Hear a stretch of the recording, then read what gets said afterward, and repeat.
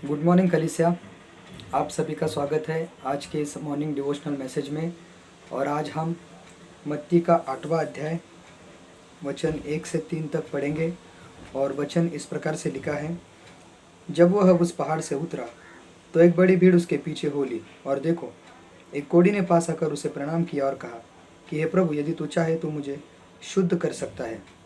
यीशु ने हाथ बढ़ाकर उसे छुआ और कहा, मैं चाहता हूँ, तू शुद्ध हो जा। और वह तुरंत कोढ़ से शुद्ध हो गया।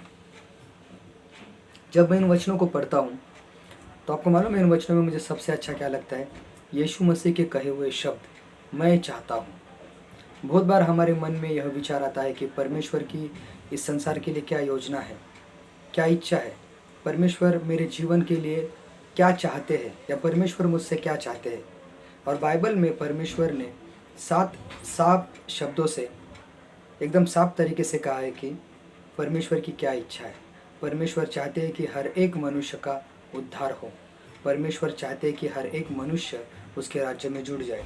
यूहन्ना 3:16 में इस प्रकार से लिखा है कि क्योंकि परमेश्वर ने जगत से इतना प्रेम किया कि अपना इकलौता पुत्र दे दिया, ताकि जो कोई उस पर विश्वास करे वह नाश ना हो बल्कि अनंत काल का जीवन पाए। पहले तीमुथियुस का 2 अध्याय वचन 4 इस प्रकार से कहता है, इस प्रकार से लिखा है कि वह चाहता है कि सब मनुष्य का उद्धार हो और वे सत्य को भली भांति पहचान ले। यह है परमेश्वर की इच्छा, यह है परमेश्वर की चाहत। और परमेश्वर इस चाहत को अपने विश्वासी लोगों के द्वारा, अपने लोगों के द्वारा पूरा करता है। इसका अर्थ ये नहीं कि परमेश्वर हमारे बिना कुछ नहीं कर सकते, लेकिन यह हमारे लिए प्रिविलेज है कि हम परमेश्वर के कार्य में उसके सहभागी हैं। और इसीलिए हम सड़कों पे जाते हैं, सुसमाचार प्रचार करते हैं, लोगों को जीवन का वचन सुनाते हैं, आउटरीचेस करते हैं, ताकि लोग विश्वास में आए और परमेश्वर की चाहत पूरी हो, परमेश्वर की इच्छा और योजना लोगों के जीवन में पूरी हो। और इसीलिए इस हफ्ते से हम लोग प्लान कर रहे हैं कि आउटरीचेस करें, ट्रैक्स बांटें, ताकि लोग परमेश्वर के करीब आए और प्रभु को गहराई से जाने।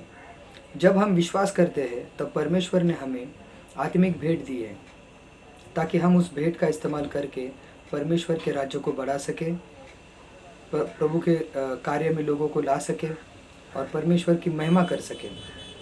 और इसीलिए हम देखते हैं कि जब भी हम सुसमाचार प्रचार करने जाते हैं तब हमारे अंदर एक हिवाय होता है, हमारे अंदर एक चाहत होती है कि कि लोग विश्वास में आए और परमेश्वर की चाहत पूरी हो, परमेश्वर की इच्छा और योजना लोगों के जीवन में पूरी हो। और इसीलिए इस हफ्ते से हम लोग प्लान कर रहे हैं कि आउटरीचेस करें, ट्रैक्स बांटें, ताकि लोग परमेश्वर के करीब आए और प्रभु को गहराई से जाने। जब हम विश्वास करते हैं तब परमेश्वर ने हमें आत्मिक भेंट दी है, ताकि हम उस भेंट का इस्तेमाल करके परमेश्वर के राज्य को बढ़ा सके, प्रभु के कार्य में लोगों को ला सके और परमेश्वर की महिमा कर सके। और इसीलिए हम देखते हैं कि जब भी हम सुसमाचार प्रचार करने जाते हैं तब हमारे अंदर एक हिवाय होता है, हमारे अंदर एक चाहत होती है कि हम परमेश्वर के वचनों को लोगों तक पहुंचाएं, लोगों तक बांटें। और प्रभु यीशु मसीह इन वचनों में कहते हैं कि मैं चाहता हूँ तू शुद्ध हो जा।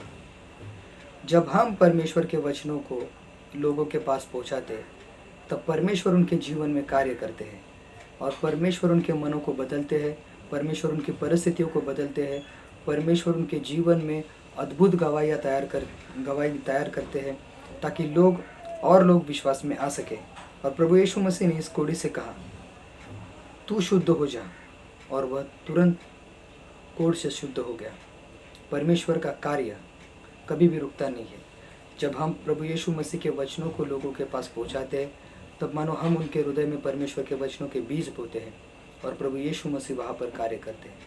तो इस सोच को अपने मनों में रखिए कि हम आउटरीचेस करने वाले हैं अगले हफ्ते से।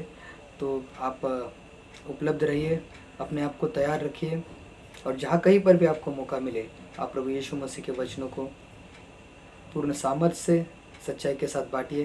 प्रभु आपके साथ में है और प्रभु जरूर फल लाएंगे। आमीन।